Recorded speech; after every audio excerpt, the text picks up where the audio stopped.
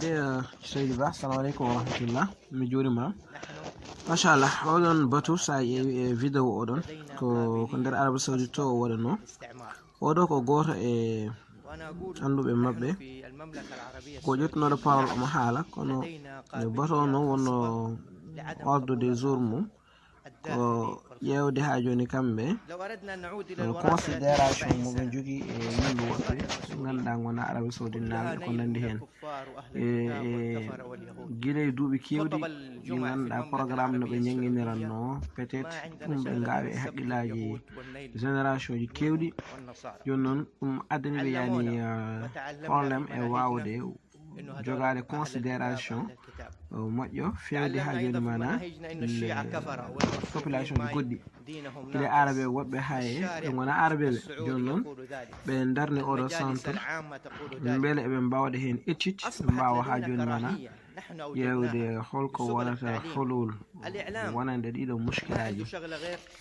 joni waji o nde haalata nde o ƴetti ko waji goto ne wiye Abou Charouta Nahda o wino on wino arabe ɓe fof gono fantene yani population arabe ɓe eɓe jogui ha joni mana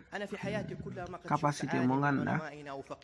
jaguirɗe yimɓeɓe kamɓe istimar yani colonisation kalmo ɓe jii tan ɓe jagguir oɗo kam ko less maɓe heedi kamɓe goni ha joni ma koko e dow muɗum wi on kon kañum noon wirno koye kongo noon kongo hoore makko o haalat o wi e nder Saudi Arabia population Arabie Saoudite kamɓe koye maɓe o wiyat eɓe jogui ha joni mana manque de considération moɓe jogani wadɓe foti noon ɓen goni koye nder leydi mabɓe walla koye caggal leydi mabɓe goni ɓe jogui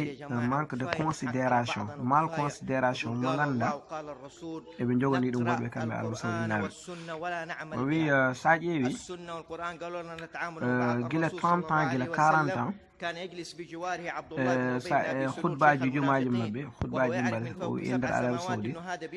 wonani haydara khutbaji ɗi ngala ha joni mana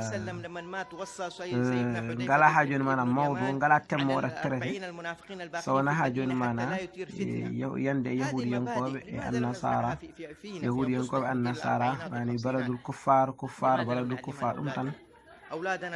so tawi ha joni mana ko fewde julɓe ɓe o wi ɓe ñaguinama à travers programme uji mabɓe ɗi ganduɗa ko kamɓe ɓe ñaguinirta e nder école aji mabɓe ɓe ñaguinama wonde ko chiiyankoɓe ko hefreɓe so tawi ko suufiyankoɓe ɓen ko diwiji gustiɗi jogui oyi ɗum ɗo hande hay goto wawi yeddude ɗum par ce que sa ƴeewi beddaji Arabie Saoudite ko ɗum haalte hen ko kaala o haalata e nder vidéo he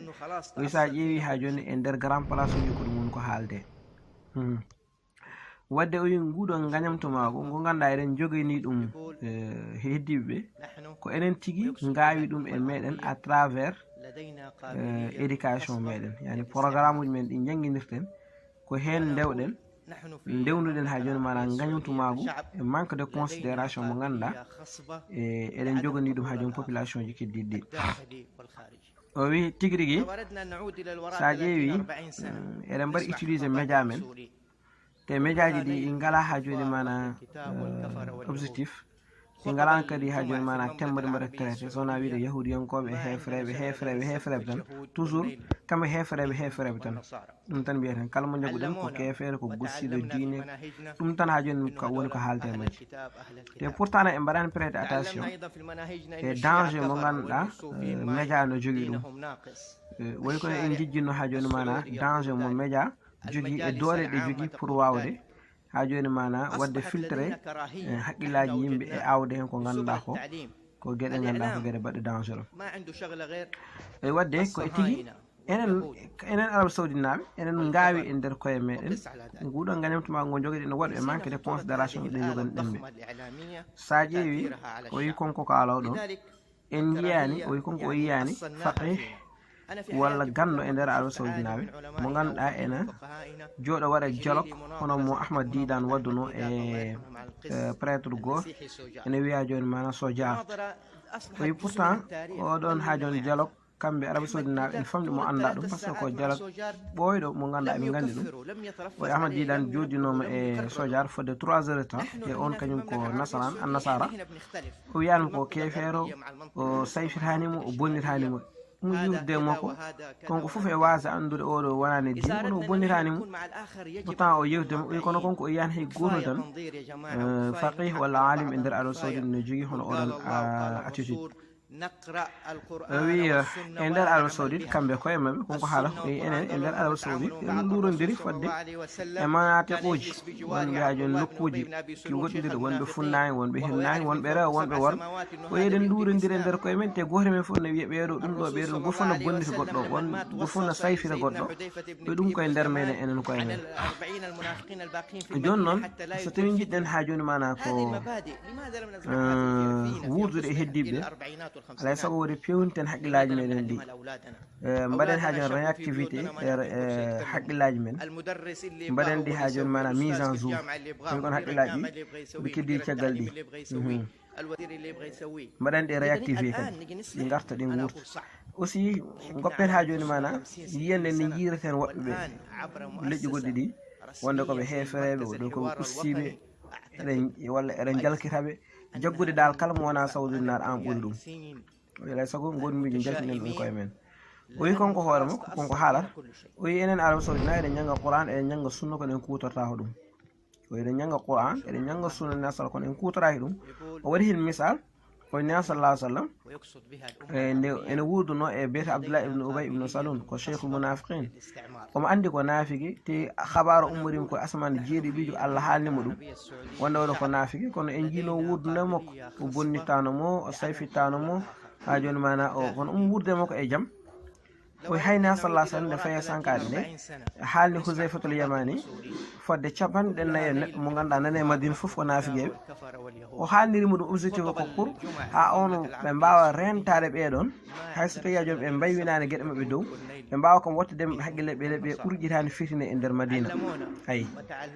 o wi ko ɗum ɗa joni man na sallallahu alaihi wasallam jangguinno ni o wurduno ni o jangguiniri kono kamɓe wona on wona ni jogorɗen enen Arabie Saoudite naɓe fewde woɓɓe o wi ko tagui en gawani ɗum ɗo e nder meɗen ko tagui en gawani ko wayni e nder o wi guila duuɓi capanɗe nayyi walla capanɗe joyyi eɗen jalkita koye men eɗen e goppi ɓiɓɓe meɗen e jangguinoɓe walla joni directeur uji école walla directeur ya université ji ɓen tan goppitɗen ɓe eɓe ha joni mana guddina haqqillaji mabɓe eɓe jiiɓe haqqillaji mabɓe eɓe nanna e mabɓe idéologie mo ganduɗa moƴƴani ko yawde heddiɓe